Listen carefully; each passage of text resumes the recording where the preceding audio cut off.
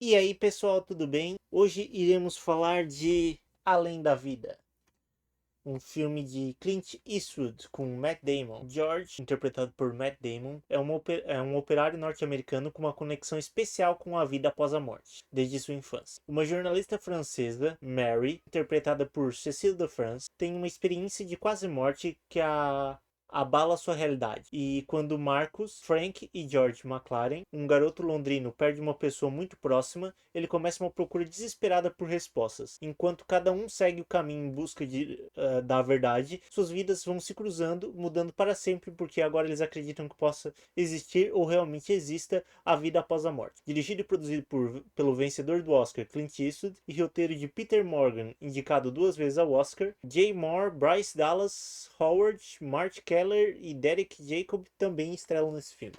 Além da Vida, definitivamente é um filme. Poderíamos dizer que é um filme religioso. Ele poderia facilmente entrar neste âmbito aqui de filme religioso.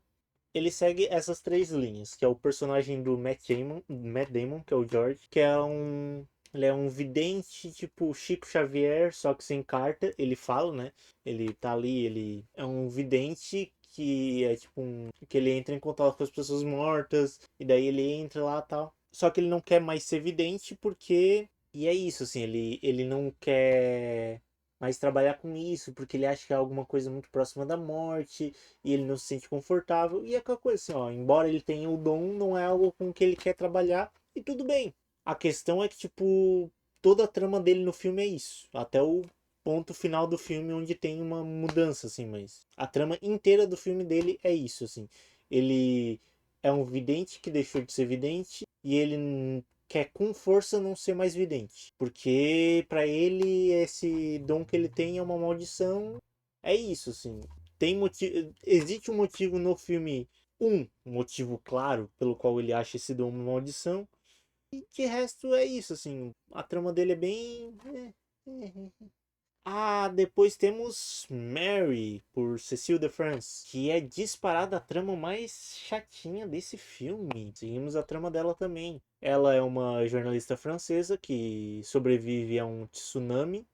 Ela tem essa coisa que ela assim, ela morreu e foi ressuscitada.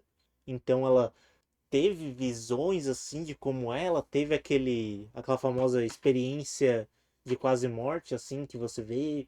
ah, Muitas pessoas dizem que vê a luz, algumas pessoas dizem é isso. E daí tem essa coisa que é assim, a trama dela é chata, não pelo que acontece em si, mas pela forma como a personagem ela vai reagindo. E acho que tipo assim, principalmente por eu viver no Brasil, no momento em que estou, não vejo isso com muitos bons olhos. Que é assim, ela tem essa meio que experiência. Daí tem um momento em que ela pega e ela fala com alguém e as pessoas falam, não, é porque tu teve uma experiência, vai lá, descansa e isso daí vai passar. E daí, tipo, ela pega e começa meio que. E daí tem essa única vez em que realmente alguém meio que faz isso com força, sem motivo. E mesmo assim, essa pessoa tem um pouco de motivo, embora eu acho que essa pessoa esteja errada. Que é o chefe dela ali, né? Que ela pega e tá no trabalho dela, daí ela meio que tenta falar, daí o chefe não vai descansar um pouco e depois volta pro trabalho. E meio que assim, a trama dela é muito meio que forçar essa coisa de tipo, como, ai, você pesquisar, falar sobre o pós-morte, sobre o além, como é algo que as pessoas julgam, como é algo. Ai meu Deus, como é perseguido. Quem fala isso é visto como louco e não sei o quê. E assim, se tu vir falar pra mim aleatoriamente do nada no meio da rua, sim, eu vou te chamar de louco, mas, pô, existe bastante lugar onde você pode ir, você vai encontrar várias pessoas que são abertas para falar sobre isso e que gostam de falar sobre isso. Eu, assim, eu não falo, tipo, existem poucos lugares, existem lugares, muitos lugares, onde você pode meio que falar à vontade. E ela meio que ela fala de uma forma como se, meu Deus, como se ela estivesse sendo reprimida e não sei o que. Tá bom, é aquela coisa assim, tu não vai falar em rede nacional, numa TV aberta, ai meu Deus, assim, enquanto tu devia estar entrevistando alguém, tu não vai do nada parar e falar, ah não, porque a minha experiência de quase morte. Ah tá, mas a gente tá falando sobre você tá explorando o trabalho infantil na África. Mas, assim, tu tem que entender que a minha experiência de quase morte. E é isso, é a trama dela. E a trama mais interessante deste filme, que é a do Marcos. Ele perde alguém muito próximo a ele na parte ali dele do filme.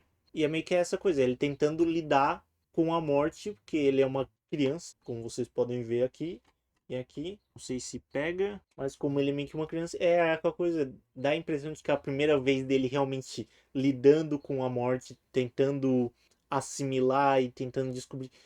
Claramente ele meio que ainda está se desenvolvendo, então não tem total compreensão de como funciona. É aquela coisa, ele está no luto e tal, e ele é o personagem mais interessante dessa trama toda, que ele tá tentando genuinamente procurar algum jeito de se comunicar com essa pessoa que ele perdeu. Ele tá tentando, ele acaba entrando em contato com charlatões e meio que ele estoca claramente que, embora ele seja novo e ingênuo, ele estoca rapidamente que os charlatões são charlatões porque é aquela coisa, né? Se tu pensa racionalmente, o charlatão é muito fácil de perceber.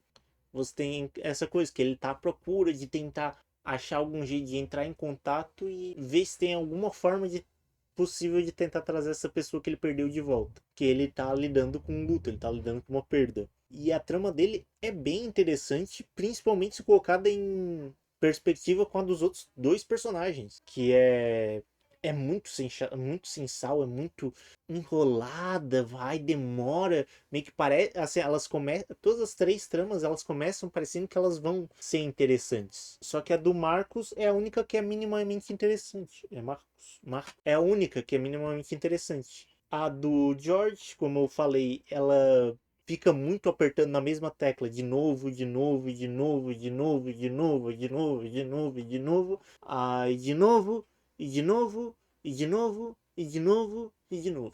Que é essa coisa assim, ele quer tal, daí ele exagera assim, oh meu Deus, como é algo que afeta demais a minha vida. E é muito drama, assim, parece-me que vira um pouco desproporcional para o que está acontecendo, mas eu entendo, porque literalmente assim, a trama dele é a mesma coisa pelo filme inteiro. Então tem que ser um pouquinho mais dramática para tentar tirar alguma coisa dali. E a da Mary, assim, claramente as coisas que vão acontecendo com ela durante o filme são extremamente justificadas quando você para pensar racionalmente. Algumas delas nem tanto, né? Pá, não são tão justificadas, mas existe alguma justificativa que não perseguição religiosa, que é o que ela tenta, me parece que assim que ela tenta forçar que é tipo, é perseguição religiosa porque as pessoas não querem falar do além. Não, não é isso. E meio que as coisas ainda assim vão do jeito dela. É claro, né? Tem uma parte dela da trama dela ali que tem machismo, óbvio assim, é aquela meio que assim, ó, o que acontece? Ela começa por causa dessa experiência de quase morte, o superior com quem parece que ela tá tendo algum tipo de caso pede pra ela meio que tirar uma folga e quando ela quiser voltar, ela pode voltar. Mas como tem um probleminha que assim, ó, o filme ele não mostra muito bem quanto tempo tá se passando. Então, ao final do filme se fala que se passou um ano ali. Então, pô, num período de um ano para você escrever um livro, assim, com uma editora e tudo mais, realmente, tipo, é meio que ela acaba perdendo esse trabalho porque outra pessoa entrou no lugar. Temos isso, temos o fato também que é essa coisa que ela começa a escrever um livro inicialmente que é bibliográfico de outra pessoa e se torna um livro sobre essa experiência dela de quase morte e daí também de novo ela meio que tenta trazer de novo assim, não, porque é uma perseguição religiosa, né? Vamos lá, você assinou um contrato para escrever um livro, ao menos que se eu falar, pô, vou assinar um livro e escrever sobre Stalin e do nada eu pego e falo assim, não, não, não, não, pera, a gente não vai me escrever sobre Stalin. Eu vou mandar para vocês aqui 3 capítulos da minha sobre esse novo livro que eu estou escrevendo, que é sobre a minha experiência no Beto Carreiro. A editora vai me mandar tomar naquele lugar, e com razão. Então é isso. Além da Vida é um filme.